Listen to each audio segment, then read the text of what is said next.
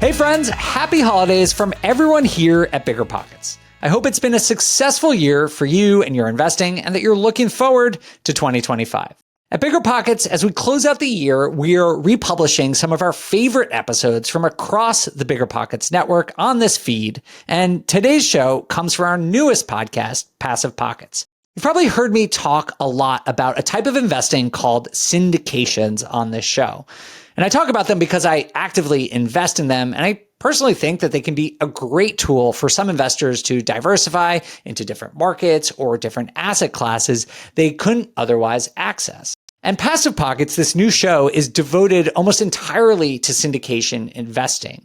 And in the episode that we're going to play for you today, it features host Jim Pfeifer and guest Devon Kennard, both of whom you've probably heard on this podcast before. But in the episode, they're talking about syndication investing at a basic 101 level. So if you're looking for passive ways to invest, but you don't know where to start, this episode is a great overview.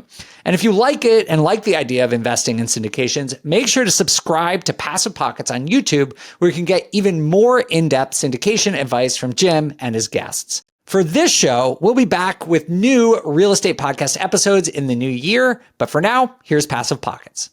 Hello, passive investors. If you're interested in real estate but have never considered syndication investing, we've made this episode just for you. We're starting at the beginning. It's the 101 on syndications and who should invest in them.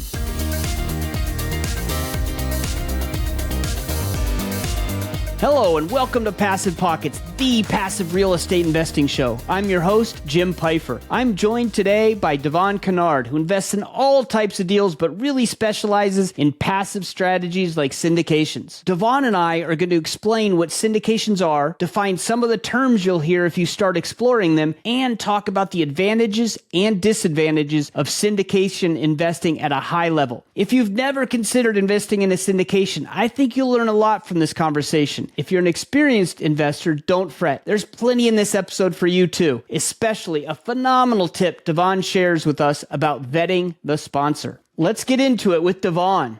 Devon, thanks for joining the show. Let's get a brief history of you and your investing journey to start out for those who might not have heard you on other BiggerPockets podcasts yet. My name is Devon Kennard. I retired from the NFL at the beginning of 2023. So 2022 was my last season. So just about 2 years now. Started investing right after my rookie season in the NFL. Bought my first single family property. Recently published my book that's right behind me, Real Estate Side Hustle. But I kind of consider myself a professional passive investor.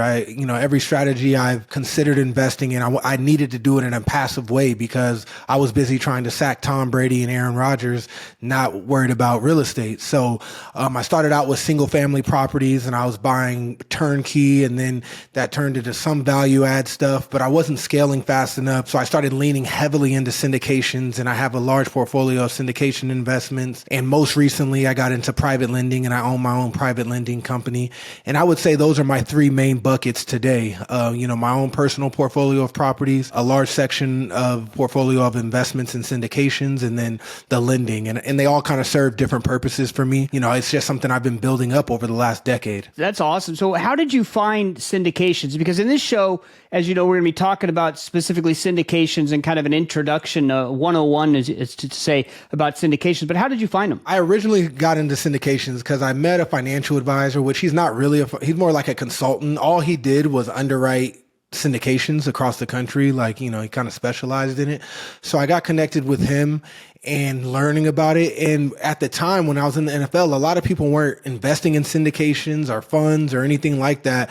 So it kind of sounded untrue to me. Oh, this is too good to be true. You're talking about 15 to 20% IRRs and all this stuff. But the more I kept learning about it, the more it made sense to me and seemed like a better alternative than what I was doing and the exposure I knew a lot of my teammates were having in the stock market, and then what I was trying to do in single family properties. I related to playing football. If I showed you my playbook, it'll look like hieroglyphics to a lot of people. And that's how syndications could look. You hear terms like PPMs and subscription agreements and IRR and cap rate. All you got to do is learn the basic terminologies, and then the game starts to slow down a little bit, and you start to be like, okay, I can wrap my head around what this is.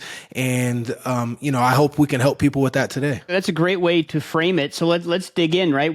So you mentioned a fund and you mentioned syndication. Can you explain what those terms are? Yeah, so a syndication is essentially, it could be an individual or a group of people. So let's say, for example case, it's me and you. We're the general partners, and all that means is we're the people doing the work. We're finding the deal, raising the capital, we're deciding what the budget's going to be, we're putting the loan in our name or our company name. So we're really running the deal, but the deal is too large for us to handle by ourselves. So we go to a lawyer and we create a syndication and get all the documents, and we could get into the documents if you want.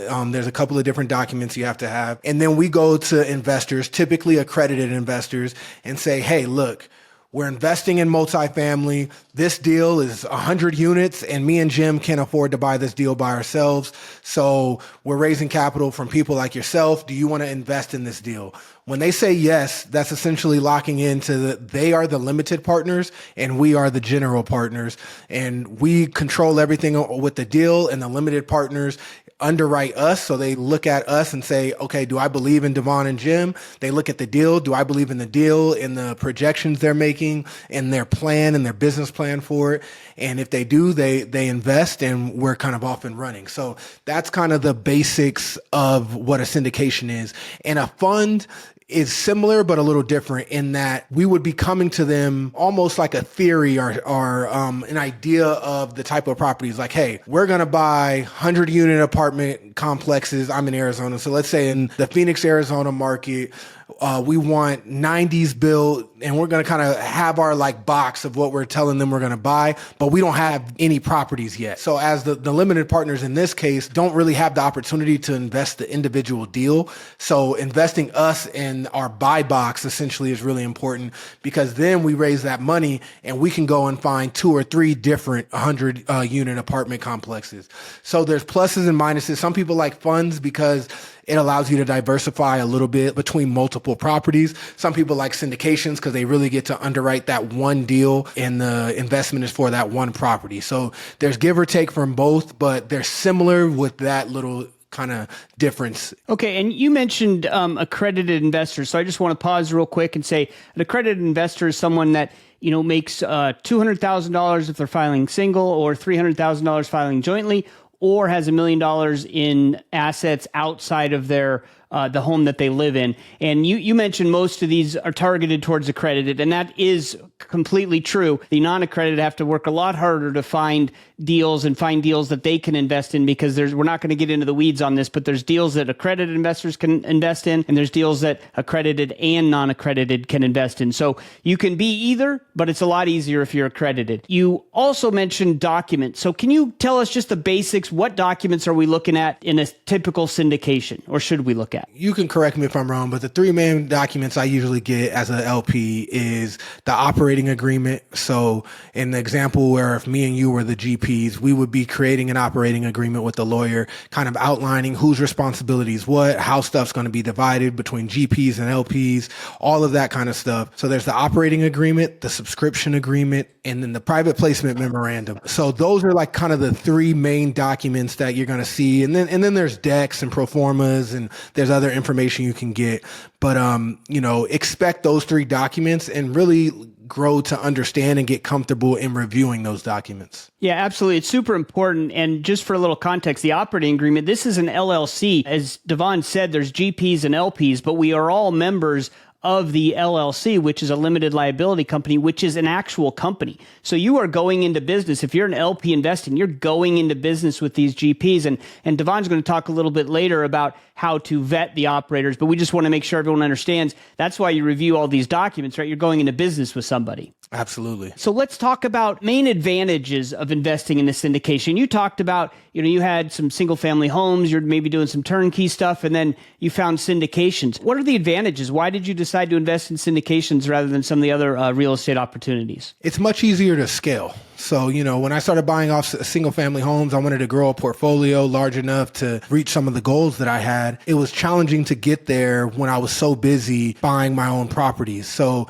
syndications allows you to scale a lot faster in investments and reach certain financial, goals you may have. And then the passivity level, to where most of the work, if you're investing in syndications, is up front. You have to underwrite the operator, underwrite the deal, look at those 3 documents we just went over. Once you do that, it's pretty much just rinse and repeat, in the sense of you're going to get monthly, quarterly, annually, depending on how, the GPs give out information, but you review their statements and the reports that they give out. And that's really all you have to do. That passivity and then allowing you to scale is a big thing. And then the diversification. So, all right, I started out buying single family homes in the Midwest. When I first started investing, I didn't necessarily want to buy in Arizona because I thought it was too expensive, or New York or whatever. Well, if I'm not doing that myself, I can invest in a syndication that invests in those areas. There's single family syndications, multifamily, office buildings. So there's all kinds of time. So you get to diversify in asset class and location. That's hard to do on your own. So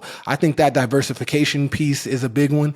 And then although you're doing this, you still get a lot of the tax benefits of buying a property on your own. You get to participate in depreciation and all of those type of things. You get K1s that will show losses a lot of the times if the GPs are structuring it that way. So yeah, there's a lot of advantages to investing in a syndication because of that. Yeah, that's well said. I think the diversification is one of the big ones. Like I started in just buying my own properties, but then you're kind of committed to a local area, and you're committed to residential, most likely, right? And you're committed to one operator, which is yourself. The way I look at it, and a lot of it when we talk in Passive Pockets, is, we're talking about diversifying by asset classes, you mentioned, because there's a lot of different asset classes, by market, and then also by operator. So you have different operators, and also by strategy, right? There's a lot of different ways to diversify, and it's a lot tougher to do that, I think, when you're managing it yourself. And you also mentioned tax benefits. I don't know what your experience is, but my experience was we don't want to get in the weeds too much on this episode, but there's a thing called cost segregation, which allows you to get something called bonus depreciation, which gives you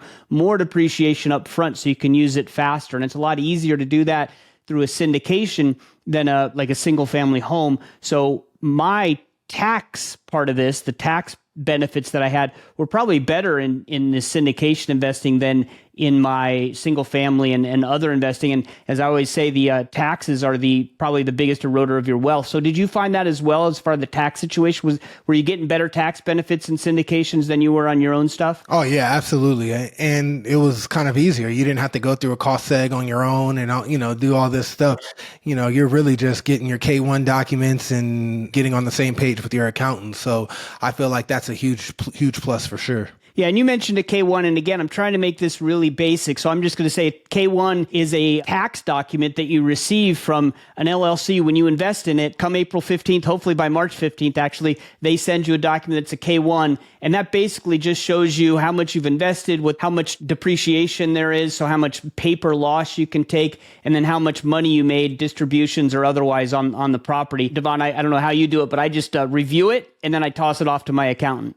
Absolutely. And, I kind of dumb it down with the K1s too. Like almost any investment, or if you're at your W-2 job, whatever, there's some kind of documents that you have to give to your accountant based on your salary or the investment. So the K1 is just a document for the syndications. Like if you invest in a syndication or fund, you're going to get a K1. That's the document you need to kind of track your investment accounting wise. So sometimes people get overwhelmed because they haven't heard of that. And it's like, oh, what's this new tax document? And it's, it's no different than anything else you have to do for any other aspect when it comes to generating income or investments, but you'll get used to and comfortable with that as well. Yes, and so will your accountant. So we're talking about syndication investing. Who might this strategy be appealing to? I think there's a few different types of people who get into this. I don't think it's super appealing to somebody, young person who's just getting their start and doesn't have any capital, right? But who is it appealing to? I think it's appealing to anyone with capital to invest that wants to make additional income passively and wants some tax benefits, because there's a lot of there's syndications you can get into that are more cash flow heavy. There's syndications you can get into that hopefully are going to 5X within, 5 or 10 years. Like there's different strategies. So, I think they can really appeal to just about anyone besides the person probably just starting out, because you're essentially going to invest your money. And in the most case, what I've seen is most syndications are anywhere from 3 to 7 years. So let's say an average of 5 years. And if you're trying to build wealth, that's a long time to just have money gone, not making anything on. But if you're someone who has some money that they can invest and, reap the benefits along the way, but don't need that money back anytime soon, like, I think a lot of different people fit in that category, and there's great benefits there. When I look at it, I think there's a few different markets or types of people. There's people like you, right? You were a high wage earner who have cash and need to deploy it. And also, you probably didn't have a whole lot of time when you were in the NFL to do all this work to be an active investor. So passive was a great strategy. It's also for, people who have maybe done the single family thing and bought 20, 30 properties, and now they really like the real estate, but man, they don't like all the tenants and all the things you have to deal with as an owner of a property. So maybe they go on and become a passive investor. And I think there's some that might only have a couple of properties, but are building wealth and are like, wait a second, maybe I can do a little bit of both. So I think there's a lot of different types of people this is for. And the thing I would like to communicate is it helps to have a lot of capital, but you don't have to be wealthy. This is a great way to build wealth. And there are ways to get in at smaller dollar amounts, group investing and other things, but it is targeted to people who have capital, like you said, Devon. I want to jump into the disadvantages, right? Every investment strategy or type of investment has advantages, hopefully, but they all certainly have some disadvantages. So it's not always the right fit for every investor, but what are some downsides you see to syndication investing? I would say a couple. Number one is the illiquidity. So typically, it's going to be like pulling teeth if you want to get your money out earlier. Some general partners or syndicators might let you out, but for the most part, when you invest, you got to assume that your money is going to be locked up until it is returned. They sell the property, refinance, what have you. So you're kind of stuck. It's locked up. Another disadvantage is that just you have to really trust the operator and their business model and their decision making as things start to evolve and change. You have very little to no control over any decisions. So if you make the wrong decision, your money's locked up and you're just kind of sitting and waiting and hoping that they, know how to solve problems and can make the deal profitable. So those are the, two that stick out the most and can be detrimental. Is if you put $200,000 in and something happens in your life and you need that money back, you can't assume you're just going to be able to get it back. Now, if they're successful enough, they might let you out, replace you with another investor, but they by no means, and any of the ones I'm in at least, are guaranteeing that they will do that. And that's one of the things that it took me a while to figure out. Like, I knew they were illiquid, but I didn't really realize they were illiquid until I put, a lot of capital in, and then the market changed, right? So deals weren't turning over because it was, you said average of 5 years, which is true. In the good times a few years ago, it was really more like 3 years, or sometimes 18 months. And so I was just assuming that would go on forever. And then I realized when the market changed, I had a bunch of capital tied up. And if I wanted to do anything, I didn't have any liquid capital. So that's something to think about. And I do want to add one more disadvantage, or something to think about, I guess, less a disadvantage. And that's the K1. We talked about it earlier. I don't know about you, Devon, but my last K1 came in October, which was very disappointing. And I would tell people, if you're going to invest this way, it is likely that you might have to extend your tax returns and not file on April 15th, which doesn't cost you anything, and that's okay. But, waiting until October, the last deadline's October 15th, that gets a little bit crazy. So when did you get your last K1? I'm in the same boat. I probably got it at the very end of September, and I'm to the point, I have over 40 syndication investments, and I'm to the point where I feel like I'm filing taxes year round, because I just officially filed, like we filed on October 15th for all of my stuff. I have a meeting with my accountants next month to talk about this year, 2024. So it's like, you almost don't get a break. So I would say that's a disadvantage, to where, most people are like, oh, I can't wait till April 15th to get this over with. Don't think about it for a while. I'm low-key thinking about taxes and accounting and filing and all that year round. So that's definitely a disadvantage. Okay, so all of this sounds pretty good, right? This syndication investing, even though we just went over the disadvantages, they're not anything that stops me. So when you're thinking about finding the syndication to invest in, what steps should you take? Can you talk about maybe the roles of the GPs and LPs to start, and then we'll dig in after that. Understanding the roles of the GPs and the LPs, and that the GPs are controlling the deal and what their responsibility is, how often they're going to be communicating with you. But it really comes down to being able to underwrite the GPs. Do you believe in their ability to execute their plan? Do you believe in their plan? Do you believe in their underwriting? And then does the actual deal make sense?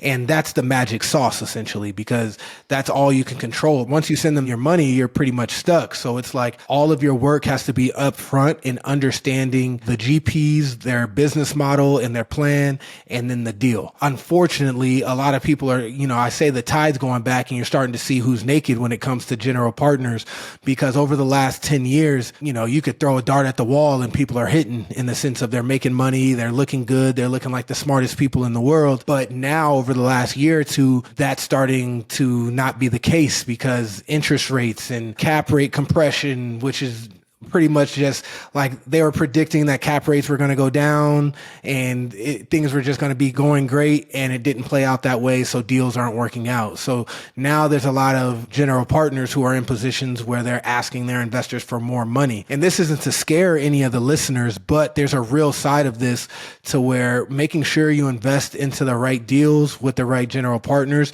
that's a really important component, and something that I'm glad everyone listening has PassivePockets now, because when I was first taught this, I was starting to get pitched syndications. And if I didn't have a mentor and a consultant that was helping me understand how he was evaluating the deals, when you look at those documents we discussed and the pro formas and the underwriting, they make it look pretty. Like they're hiring some top level people to put these presentations together to where you think you're about to make $1 million and you're going to be the richest person in the world. So you have to kind of look behind the curtain and see what's really going on. Thanks for mentioning PassivePockets, because I think the number one thing that you need as a passive investor is a community. And again, I'm biased. I think PassivePockets is the best community. But if it's not PassivePockets, find another one, because it's conversations with other LPs like Devon that really help you learn a lot. And then I also want to back up. You mentioned cap rates, and this is one of the most confusing things to me and many investors. But when cap rates go down, right, that means values are going up. So if you're an owner of a property and you want to sell it, cap rates going down sounds like a bad thing, but it's actually a good thing for the seller. So just something to think about. And then you also mentioned you got to vet the operator. And we had a great session in Cancun at BPCon where you and I and Chris Lopez kind of talked about the things we most look in an operator when we're trying to vet them. So can you talk about some of the vetting you do for an operator, what questions you might ask, and then what are the things that are most important to you? One thing I like looking out for right off the bat is I want to know what their track record is.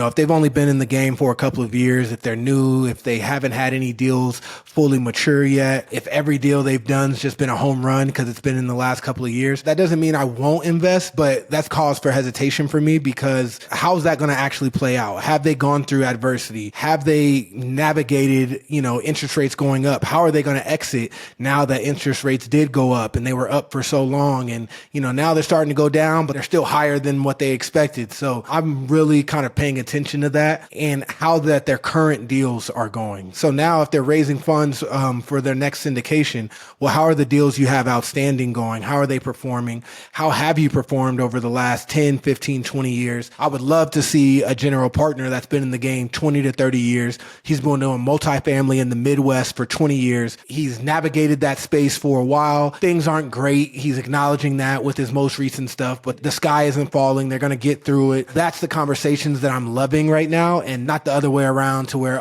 they've been in business for 5 to 10 years. They've had a couple of great exits, but the deals right now aren't going too well, but they're really confident in this next deal. So right off the bat, track record, but I had to kind of dive into track record a little bit, because before you could just be like, what have they done in the last couple of years? And you got to kind of really dig a little deeper now in that track record. How long have they really been doing it? What have their exits look like? And how are their current portfolio doing? So, I would start there. And you mentioned track record, and this is something I've been going back and forth with, because you have experience and you have track record.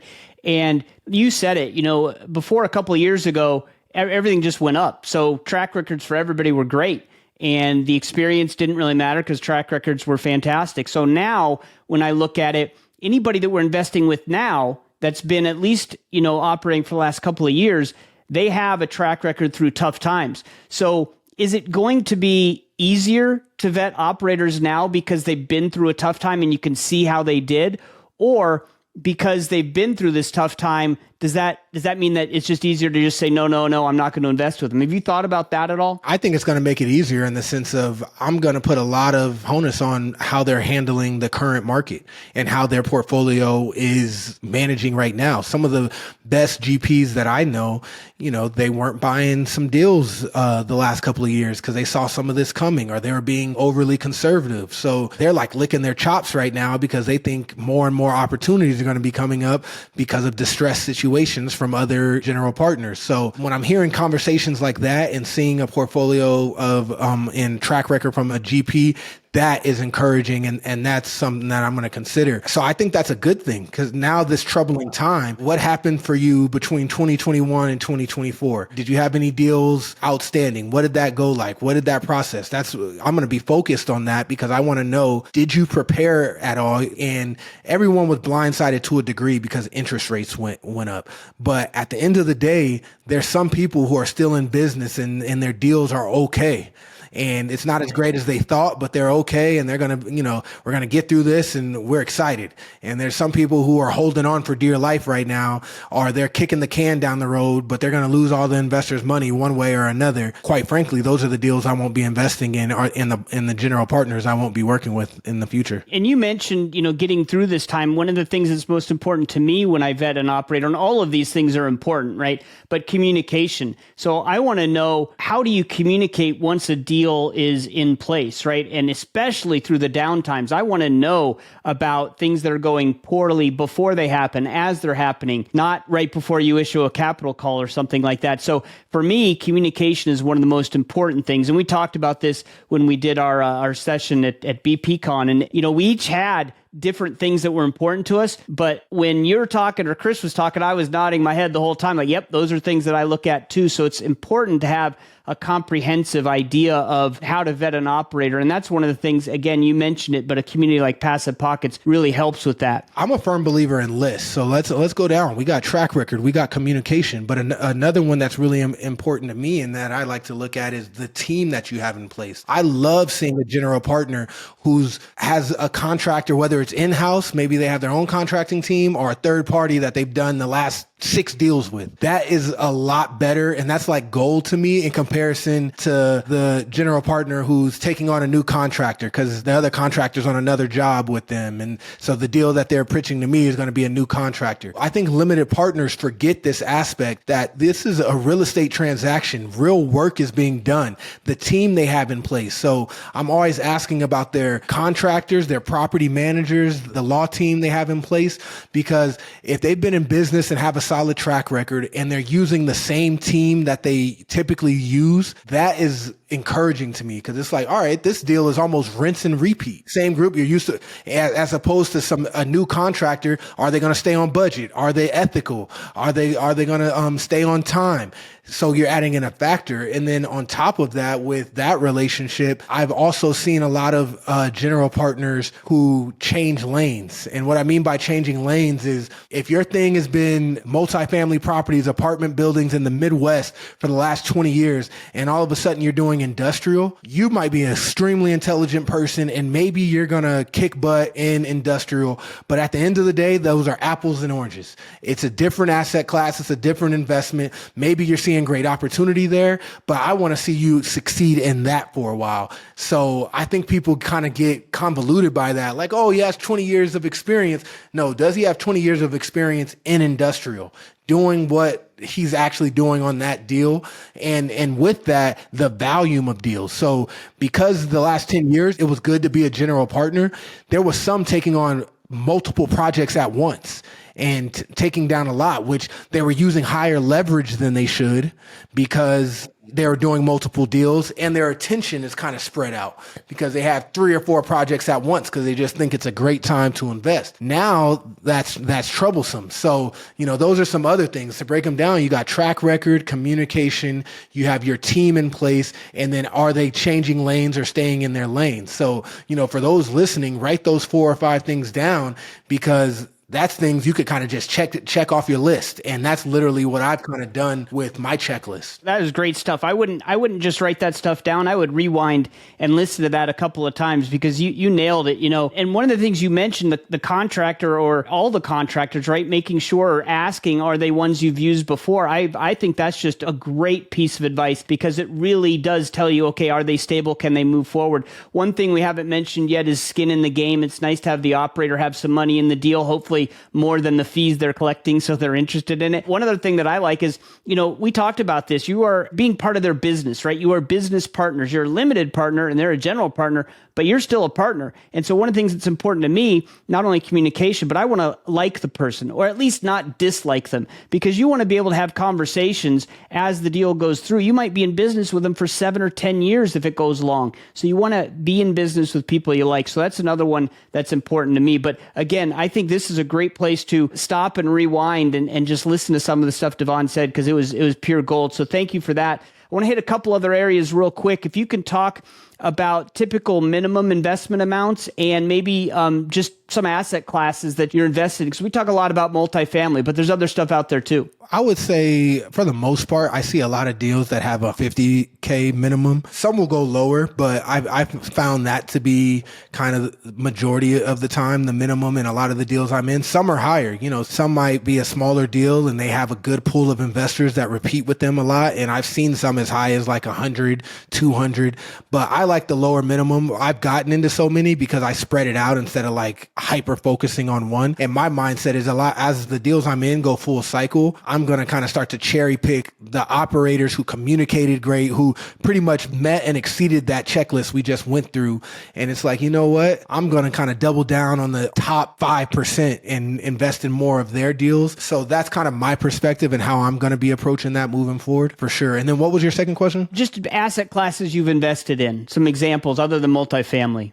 So multifamily is a big one, but I've varied. I've done some hotels in the Midwest. I've done some industrial. I've done some medical buildings. So I found that medical buildings are very resilient and their tenants usually pay. Like a dentist, for instance, they don't want to move. They move in and they're consistent and resilient. So I've done some medical buildings in different markets, senior living centers. So I would say over the years, I've kind of like hit a lot of different buckets. I just like finding experts in their little niches. And then when I could hear them kind of geek out about their niche and see their track record and going through the checklist, that excites me. There's just a ton of asset classes out there. We have car washes, RV parks, self-storage, mobile home parks, and all the ones that you mentioned. And there's also one I really like is triple net leases on commercial buildings like a Walgreens or an LA Fitness, those kind of things, because those are just a lot of times just cash machines. But you can basically syndicate anything. And so one of the things that's hard for me is someone comes up with a new asset class that they've syndicated, and I have a hard time not chasing the shiny object. And so I try to learn patience. So that's just a personal thing. A lot of us are chasing shiny objects. So one thing I do for that is, I put 95% of my stuff in the boring things that aren't interesting to anybody. And then I take about 5% and I go do something fun just so I have a little bit more interest in it. Is that kind of your strategy as well? Yeah, there's always ones that, are a little funner, you think, or you're optimistic on or what have you. But the boring stuff works. I'm a firm believer in that. Yeah, boring is good. Okay, so we've vetted the operator now. We've analyzed the deal. You figure out, hey, I have enough cash to invest in this syndication. What happens next? What type of communication should you expect? Are you going to get distributions? Talk about the process after you send the wire. If you've sent the wire, then you've obviously signed all the documents. You've came into agreement. You sent the wire. So from there, you should already have an idea of what their communication is going to be. Are they sending out updates monthly, quarterly? Are you getting paid quarterly? So I would say the general standard of a syndication is a 70-30 split. So that means 70 to the LPs, 30% to the general partners. So LPs are getting 70% of that. And then an 8% pref is what I would say industry standard. You got to get an idea of if that's getting paid out kind of immediately or how soon, or if that's on the back end. So some deals are cash flowing well enough to where in the near future, if not immediate, they're going to start paying out the preferred return of 8%, and they'll probably pay it out quarterly. That's what I've seen to be most common, unless it's a private debt fund and pays out more often. But most of the time it's quarterly. So you should get a statement and then see that hit your account. But some deals are large value add. They want to keep the capital. They don't want to disperse it. So you still got your 8% preferred return, but they're not going to pay it off till later. So there's some LPs who are new in the game who don't understand that aspect. And it's really important to understand if you're going to start to see cash flow and how soon, or if it's going to be all in the back end. And you should already know that as well. And I think one of the most powerful things you said there is I asked you what type of communication should you expect to receive, and your answer was you should already know. And that's true. That's part of the vetting process. That's why you should ask the operator, hey, send me some sample documents. Do you send these out monthly? Do you send these out quarterly? Test them, ask them these questions. So that was awesome. If an investment isn't performing as expected, are there some red flags that kind of indicate to you, hey, this might not be going? And if so, what can you do? First red flag, well, one, hopefully they're a really good general partner and they're communicating all along to where if their reports are honest and true, it's not sudden, because if cash is depleting, they should be reporting that in the monthly or quarterly statements. Or if there's an issue that came out of the blue, they should be reporting that. So that's one. If they're really good at communicating, then there should be no surprises. But unfortunately, I've been in a situation where there was like all the reports seemed clean, like, oh, pretty much. And then out of nowhere, it's like capital call, which means they ran out of money. And if we want to keep this deal, they need more money from me. And it was out of the blue. I mean, the biggest red flag is when they're all of a sudden asking for money out of the blue, because that means stuff's been going on behind the scenes that they haven't been communicating. And it's gotten so bad that they've had no option but to immediately demand money from you. So things have gotten pretty bad if it gets to that point out of the blue. But hopefully they've been communicating and it's been leading up to that. I would say if it's an unethical general partner, if their communication starts to lapse, to send out reports every month and all of a sudden you didn't get a report, or every quarter and you didn't get a report. Unfortunately, from my perspective, like if you're just kind of churning along, there's not a whole lot else you can know. Be mindful of if the reports are coming when they're supposed to, reading those reports, but you're not expected to call them every month. So if they're not being transparent, that's, I guess, one of the disadvantages is like it can be sudden if they're not being transparent. Again, I hate to keep pounding on the same drum, but that's if you're in a community, right, you can share with others and talk to them and find out, hey, what's going on? And because other people have different information, it just helps you feel better about, hey, there isn't much you can do if an asset isn't performing, but everyone can talk to each other and say, okay, hey, what should we do? What questions can we ask? How can we put pressure on the operator? So there are some things you can do. I want to end this on a good note, not a bad note. So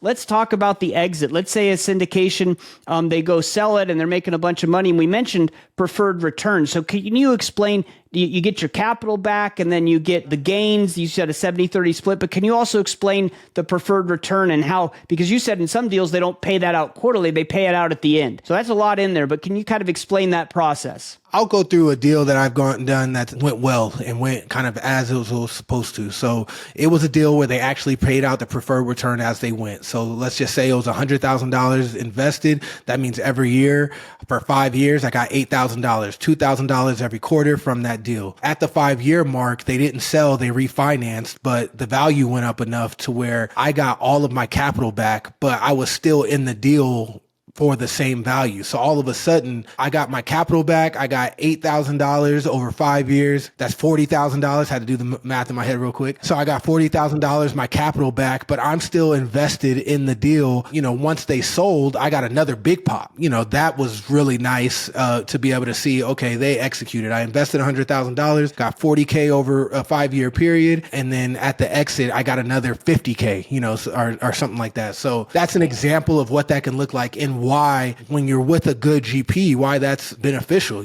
So I'm in a deal for 7 years and let's call it, I receive almost double my money in that time period.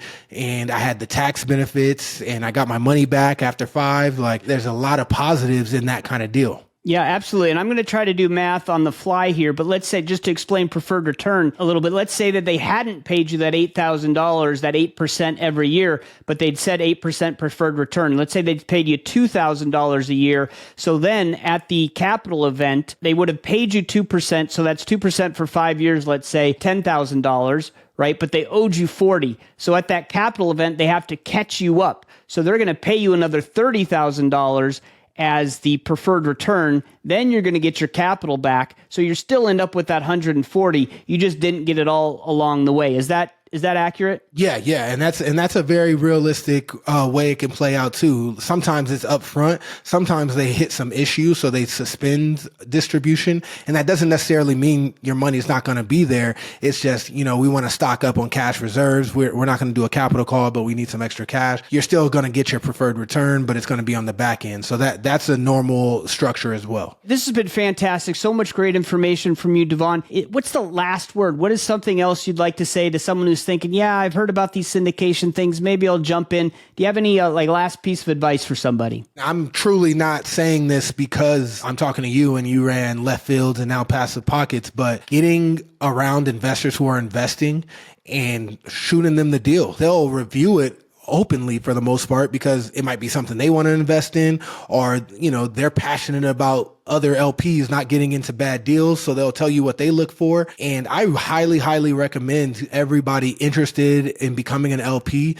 to start to build out your own checklist of things to look for on the GP, things to look for a deal, red flags in general. I have a 1 or 2 page sheet of just notes of stuff to consider with any deal. So I have that, and I also like to shoot it to other investors that I know are LPs or someone I know who's very experienced. And you start to really understand what a good deal versus bad deal looks like. And all of a sudden it becomes even more passive because you have this checklist that you've created and a couple of investors that you send stuff to where you can kind of underwrite a deal in a couple of hours, to be honest. For the most part, you're going to have to dive in a little deeper on some of the numbers, but you can get pretty close to a final decision pretty quickly, and especially with a community like Passive Pockets leaning on other investors to help you. Yeah, well said. And lastly, you mentioned you have a new book out. So if you can give us just a quick idea of what the book's about and how they can get it, maybe how people can get in touch with you if you're available. Yeah, so my book is Real Estate Side Hustle. That's the cover right on the other side of me there. And it's essentially how busy professionals can invest in real estate passively. And I go over single family investing. I talk about turnkey. I talk about syndications. I talk about private lending, and then triple net leases and how you can get into that, because on the commercial side, that's a great way. So those are the 4 vehicles that I think is really effective for anyone interested in passively investing. But there's nothing more passive than syndication. Syndications is kind of the gold standard on the passive side, but I like to kind of give a broad spectrum of the 4 different vehicles, because some people might want to dabble in one or the other, or maybe multiple. So for me, I have experience in all 4, and I put a lot of time and energy into building this out because I didn't find any other books that were really talking about the busy professional. Talked a lot about having that checklist for syndications. I look at all my investing that way, to where I can streamline it and make it passive because I know what I'm looking for. I have a buy box or a checklist that I base every decision off of. So I recommend people go check that out. It'll be a good jump start into passive investing. All these listeners will love the syndication chapters. Absolutely. And you can get that book at biggerpockets.com/side hustle. So Devon, again, thank you so much for coming on and sharing your wisdom. We appreciate you. Thanks for having me, Jim. Appreciate you.